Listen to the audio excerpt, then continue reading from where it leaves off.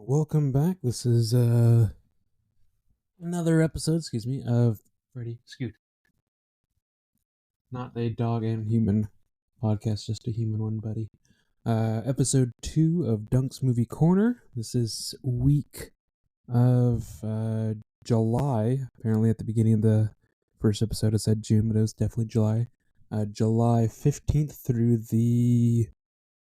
Oh god, what day is it? The 22nd. Yeah, it's blurring together. And just a reminder, this is where I'm a 20-some odd who watches movies and has thoughts on said movies and figure, hey, someone else might want to hear these thoughts. They might not want to hear these thoughts. They might think it's a waste of time, but well, here we are either way. And let's just get into it. Because I did watch a fair bit, per usual.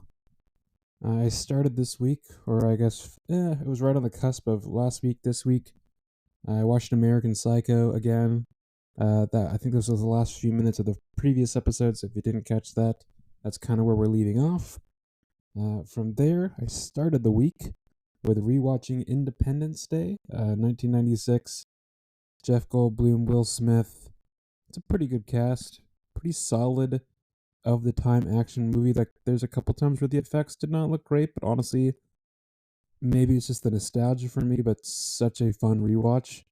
Jeff Goldblum at this time had done this and Jurassic Park, and it was the contrary to what everyone loves about him now, where he's super quirky, weird dude. This was the right combination of like normal leading man role plus him being kind of weird. It was the right amount for me, at least. Everyone's obviously different, but and that was a 3.5 out of 5 again. Maybe that's just nostalgia. Maybe it's not that great of a movie, but I had a blast. Would recommend. From there, I rewatched the Darjeeling Limited. I'm slowly going back through Wes Anderson stuff. Again, I recently got access to Hulu, which for some reason that's where a lot of his content is. And the first time I saw this, I didn't love it. I didn't hate it, but I didn't love it. And I thought, okay, maybe I just need to like give it a year or two, watch it again.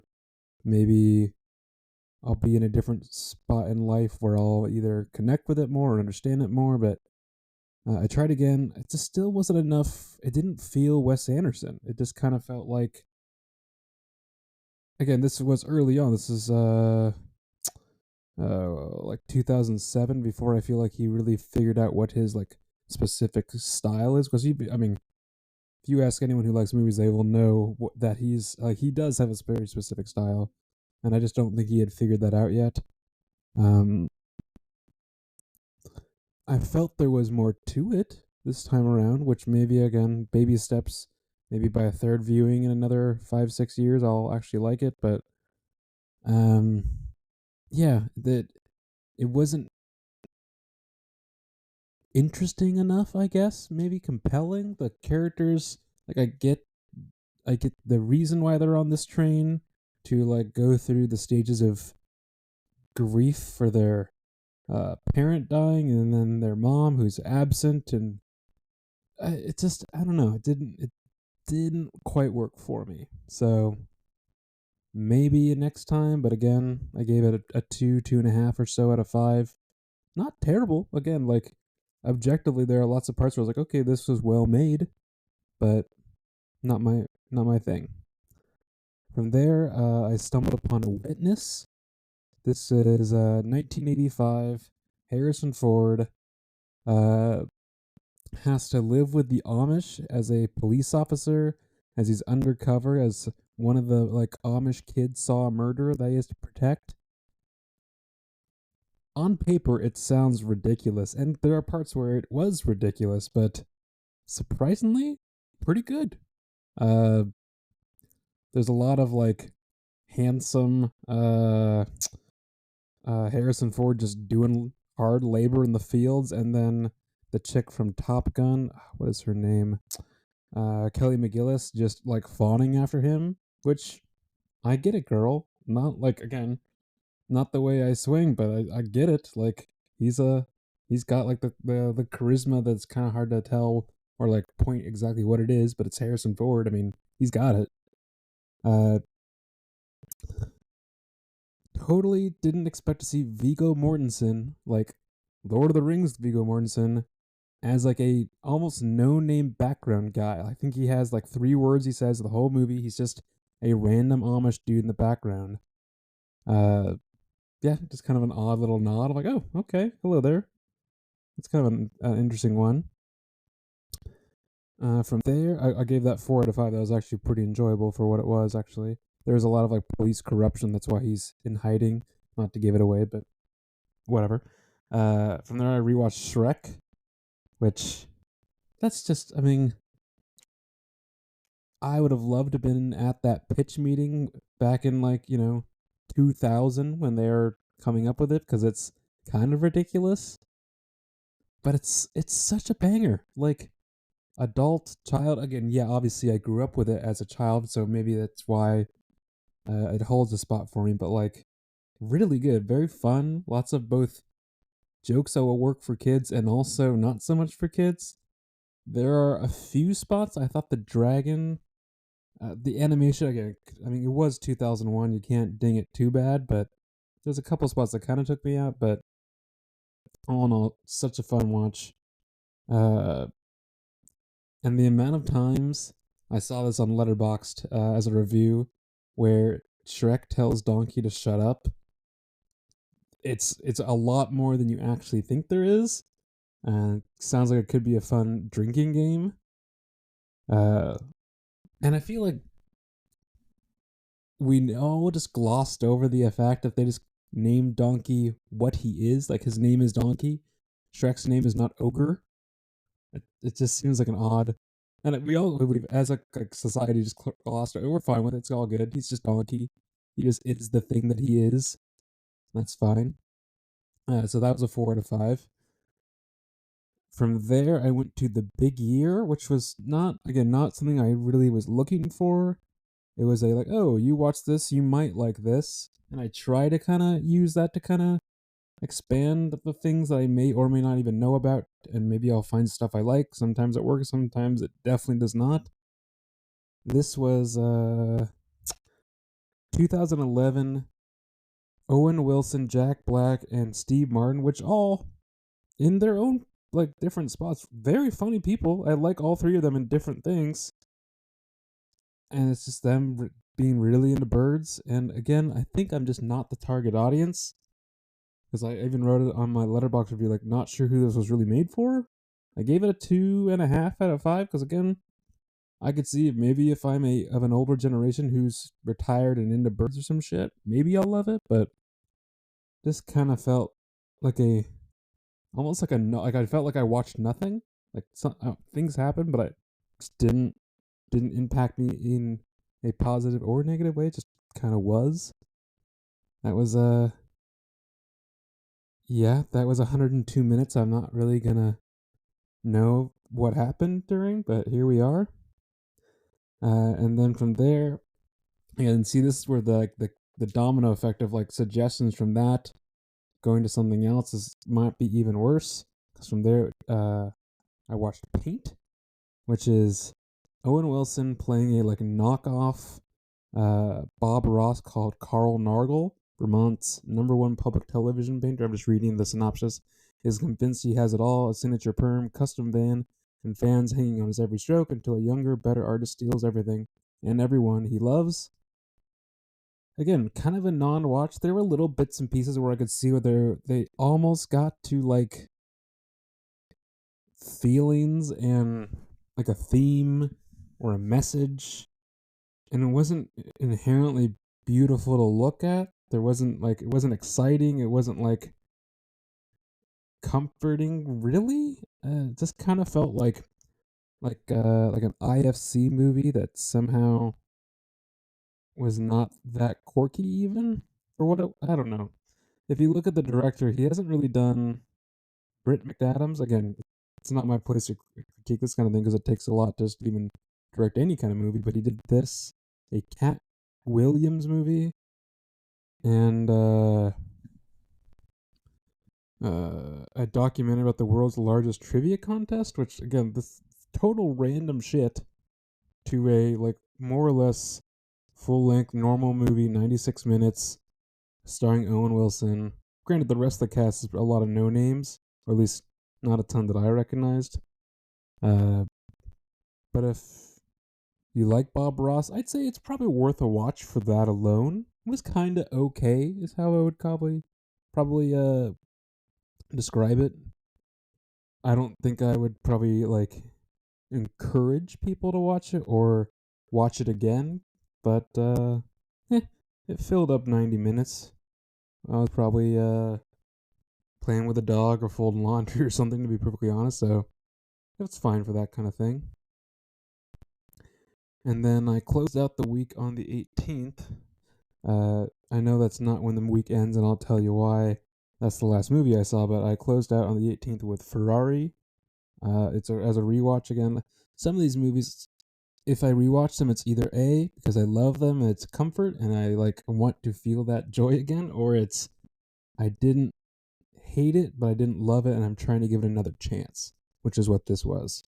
Uh, yeah, when I look back through my first review of this in January, I said the good Adam Driver, the driving scenes, some of the cinematography, the bad, the uninteresting personal conflicts, the rest of the cinematography, and some of the editing choices. And then if they just gave like 20% more racing and car stuff, I think they would have been damn solid. The Wreck, again, spoiler, although this came out last year, so that's on you if you're missing something, but there's a massive car wreck at the last like 15-20 minutes of the movie, which is brutal. So that's what I remember from the first time, and then looking back at my second time around, I gave it half a star more. The first time was 3 out of 5. This is 3.5, almost 4. I think I like it. Again, there is a lot of it that I just don't give a shit about, but the good stuff is really, really good. Adam Driver as Enzo, I actually really like. I think he did great. Again, like the last 40 minutes, pretty riveting. The first half, pretty rough. So it's kind of a bargain if you want to sit through Penelope Cruz being bummed out that her kid died, and that's just, again, there's just too much of it. I could not care less about Io's whole like, yeah, their son died, and then he had an illegitimate son with a woman way younger than him that he like doesn't recognize as a Ferrari yet. It doesn't matter. But the car racing, even if you're not into car racing, very cool, super cool. The cinemat like the countryside shots of like the open wheel racers, the sound design. I remember seeing this in the theater, and those parts were like I felt like I was in the car. The engine, like the grittiness of it, and the almost like indifference to the realities of what happens when things go wrong. Again, like I referenced the wreck at the end. There's a few little bits throughout the movie where there's crashes and stuff, and it's just like, oh, this happened. The sound usually cuts out. It's just the crash or whatever happened. Um, it feels cold and inhuman, which I actually think makes it more impactful instead of having this big like crescendo of sound or something like that. So I think that was actually kind of a cool choice. Some people may not agree with that, but fuck them. And that's kind of the last movie that I watched this week. And again, that was Ferrari, but that was 4 days ago. And you're like, oh, what did you do the last 4 days? Usually you're watching something, Duncan. Well, thank you for asking. I know there's so many people that are hanging on every word, but I recently got into Dexter. I'd seen a couple episodes here and there years ago and liked it, but never really like stuck with it. And I've been kind of trying to find a new show to binge. I like having something that I can have a continuous story that's not a movie, because there's a time and place for both. And Dexter, again, it came out several years ago. There's several seasons of it. Everyone I've talked to said the first couple seasons are fantastic, and the last several are terrible. But I'm in the good seasons. I grinded through that first season pretty quickly. I think there's like 12 or 13 episodes, each episode being like 45, 50 minutes. Stayed up way too late several nights and paid for it in the morning. But yeah, I'm like 3 or 4 episodes into season 2. And yeah, really enjoying it. Uh, what's his name? Michael C. Hall, the guy who plays Dexter, is fantastic. He's like right on the borderline of like creepy looking dude, but also unassuming normal man, which is, I feel like, obviously, if you know the story, that's exactly what they're looking for. I could definitely see how he could be a super creepy bad guy in something. I heard rumors years ago that he was in the running when they were still trying to figure out, after Heath Ledger died, for Dark Knight Rises, what to do with the story. And some people were saying he might be Riddler, which, seeing Dexter, I was like, oh yeah, he definitely could have done that.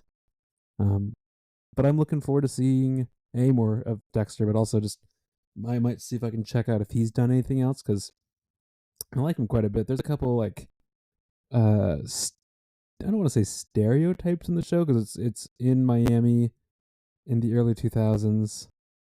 Like, and there's a couple rough things that are just of the time, but all in all, and his sister acting is fucking awful. But like, maybe that's just what the scripts were, and the actress didn't have a whole lot to say in that. Either way, she's not good. She's not interesting. Don't care about her. She can die. As terrible as that sounds, I don't. Maybe she does die. I don't know. I haven't gotten that far. Either way, uh, so yeah. So I've been watching a heck of a lot of that the last couple days. But yeah, watched a good amount of movies and such. Not obviously as much as the week prior. But I'll put this out today, and then I'll start all over again. Sisyphus pushing that rock up the hill just to have it roll back down. One more week in the banks, but if you do end up listening to this, if there's a spot to comment, if there's something you're like, oh man, has he seen this? A, I probably have seen it, and B, I could always use a rewatch on stuff. Either way, just if you have recommendations on something I should watch, or at least give my thoughts on, let me know, because I'm just trying to kind of expand my intake of movies, and what I'm used to watching might be a little more mainstream, but I'm trying to find little odds and ends along the way. So I always appreciate input. If the audio is absolute garbage, keep it to your damn self. I know. uh, and yeah, this was again July. Was that the 15th through the 15th through the 22nd of Dunk's Movie Corner. Thanks for listening. Thanks for putting up with yours truly for week 2, episode 2, whatever you want to call it. And I'll see you all next week.